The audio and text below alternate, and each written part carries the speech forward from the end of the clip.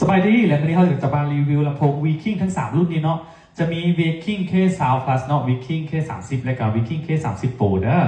และ Viking K Sound Plus เนาะตัวนี้จะมีความแรง UT 400 วัตต์ดอกเบสขนาด8 นิ้วมี2ดอกเด้อแถมไมค์ลอยให้อีก2อันจะเป็นไมค์ลอยแบบสามารถสากได้เด้อ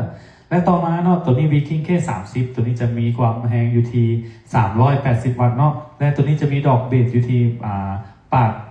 12เนาะตัวนี้ปาก12แถมไม้ให้อีก2อันจะเป็นไม้ร้อยแบบสากได้แบบใส่ทานเนาะและตัวต่อมาตัวนี้จะเป็น Viking K30 Pro ตัวนี้ความแรง UT 480 วัตต์เนาะจะมีดอกเบส UT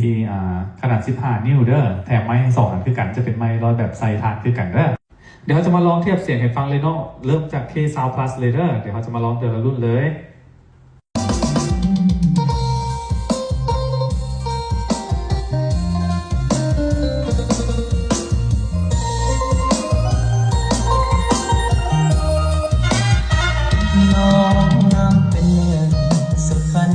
สาวใส่พันเจ้า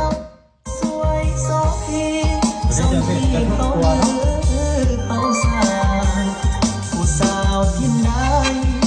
ใกล้ใกล้ขนาดน้ำมายังหายแพ้เนื้อคำเขาเอ่ยก้าวผ่านสาวสายน้ำ